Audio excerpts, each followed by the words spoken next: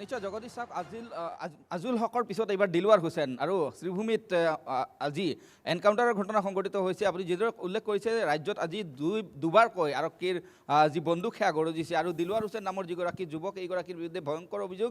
আৰু দিলৱাৰ হুছেইনক আচলতে শ্ৰীভূমি আৰক্ষীয়ে কালিৰ দিনটোত কৰিমগঞ্জৰ ৰেলৱে ষ্টেচনৰ পৰা আচলতে সন্দেহজনক অৱস্থাত ঘূৰি ফুৰা দেখি আচলতে কৰায়ত্ব কৰিছিল। আৰু ইয়াৰ পিছত নিশাৰ ভাগত যেতিয়া সোধপোছ চলোৱা হৈছিল আৰু সেই সোধপোছত আচলতে ভয়ংকৰ তথ্য ওলাই আহে দিলৱাৰ হুছেইনৰ পৰা। দিলৱাৰৰ যি মোবাইল ফোন সেই মোবাইল ফোন চালি জাৰি চাই তেতিয়া কিন্তু আৰক্ষীৰ চকু এক প্ৰকাৰ কপালত উঠে।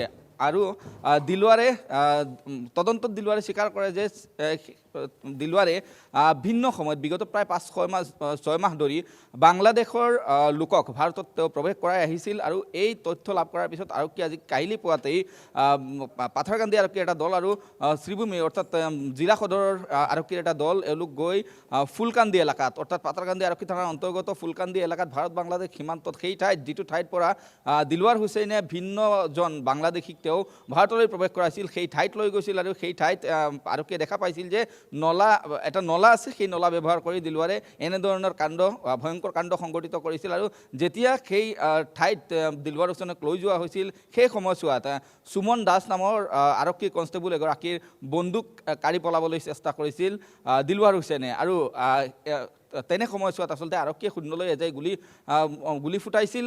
কিন্তু তেওঁ অৰ্থাৎ দিলৱাৰ হুছেইন পলাই যাবলৈ চেষ্টা কৰোঁতে আৰক্ষীয়ে দিলৱাৰ হুছেইনৰ বাওঁ ভৰিত গুলী কৰে আৰু সেই আৰক্ষীৰ গুলীত দিলৱাৰ হুছেইন আহত হয়। আৰু গোটেই ঘটনাত আচলতে কেৱল এজন আৰক্ষী নহয়, মৃত্যুঞ্জয় দাস নামৰ আৰু এজন আৰক্ষী আহত হৈছে, অৰ্থাৎ দুজন আৰক্ষী আহত হৈছে। আৰু ইয়াৰ সমান্তৰালকৈ আৰক্ষীয়ে দিলৱাৰ হুছেইনক এনকাউণ্টাৰ কৰিছে। আৰু ইয়াৰ পিছত তিনিজনকে আচলতে প্ৰথমতে পাথাৰকান্দি প্ৰাথমিক চিকিৎসালয় লৈ অনা হৈছিল। আৰু ইয়াৰ পিছত শ্ৰীভূমি অৰ্থাৎ কৰিমগঞ্জ যি অসামৰিক চিকিৎসালয় আছে সেই চিকিৎসালয়ত বৰ্তমানে সকলোৰে আটাইকেইজনৰে চিকিৎসা চলিছে। কিন্তু দিলৱাৰ হুছেইন সন্দৰ্ভত যি তথ্য ইতিমধ্যে আৰক্ষীয়ে সদৰি কৰিছে সেই তথ্য যথেষ্ট ভয়ংকৰ।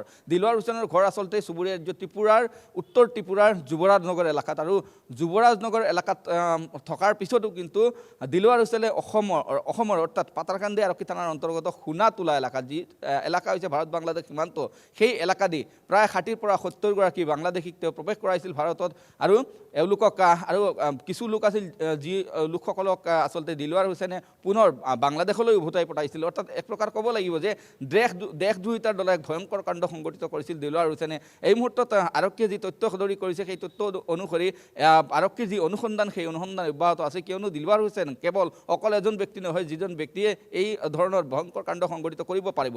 ইয়াৰ আঁৰত বৃহৎ এটা দল থাকিব পাৰে। সেয়েহে আৰক্ষীয়ে সেই তদন্ত যথেষ্ট ক্ষিপ্ৰতাৰে তদন্ত প্ৰক্ৰিয়া আৰম্ভ কৰিছে। আৰু দিলৱাৰ হুছেইনৰ বিৰুদ্ধে যিহেতু কালিৰ দিনটোত দিলৱাৰ হুছেইনক আটক কৰা হৈছিল, ইয়াৰ পিছত আৰক্ষীয়ে দিলৱাৰ হুছেইনৰ বিৰুদ্ধে গোচৰ ৰুজু কৰিছে, অৰ্থাৎ কেছ ৰেজিষ্টাৰ কৰিছে। সেই কেছৰ যিসমূহ ধাৰা সন্নিৱিষ্ট কৰা হৈছে সেই ধাৰাসমূহ এই মুহূৰ্তত মই অৰ্থাৎ কেছ নম্বৰ আছিলে 21/25 আৰু দিলৱাৰৰ বিৰুদ্ধে যি ছেকশ্যন লগোৱা হৈছে ধাৰা লগোৱা হৈছে ধাৰা হৈছে 61(1)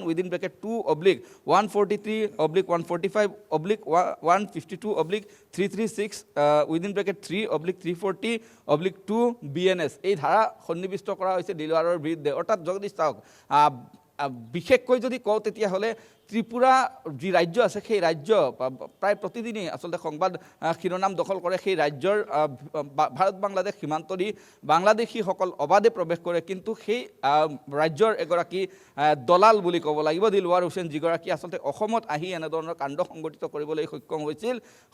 কেইবাজনো বাংলাদেশীক তেওঁ ভাৰতলৈ প্ৰৱেশ কৰাইছিল।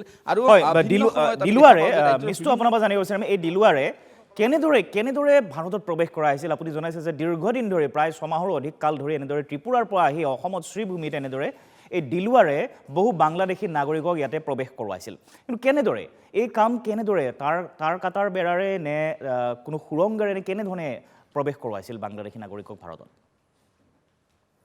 চাওক আৰক্ষীয়ে যি তথ্য ইতিমধ্যে সদৰি কৰিছে সেই তথ্য অনুসৰি সোণাতোলা এলেকাৰ ভাৰত বাংলাদেশ সীমান্তত কাইটিয়া তাৰৰ বেৰৰ তলেদি আচলতে এটা নলা আছে যি নলা ব্যৱহাৰ কৰি বাংলাদেশীসকলক ভাৰতলৈ প্ৰৱেশ কৰাইছিল দিলৱাৰে অকল দিলৱাৰে যে এই ধৰণৰ কাণ্ড সংঘটিত কৰিব পাৰিব সেয়া কিন্তু সম্ভৱ নহয় এজন ব্যক্তিয়ে এনেধৰণৰ কাণ্ড সংঘটিত কৰা সম্ভৱ নহয় সেয়েহে দিলৱাৰৰ লগত আৰু বহু লোক জড়িত থাকিব পাৰে নহয় থাকিব লাগিব আৰু এই লোকসকল সেই এলেকাৰ স্থানীয় লোক হ'ব লাগিব কিয়নো ত্ৰিপুৰাৰ পৰা আহি অসমৰ পাথাৰকান্দিৰ ভাৰত বাংলাদেশ সীমান্তত আহি এনে দুঃসাহসিক কাণ্ড সংঘটিত কৰা ইমান সহজ কথা নহয় তাৰ আঁৰত স্থানীয় লোক থাকিবই লাগিব অৰ্থাৎ স্থানীয় লোকৰ সহযোগত দিলৱাৰে এনেধৰণৰ কাণ্ড সংঘটিত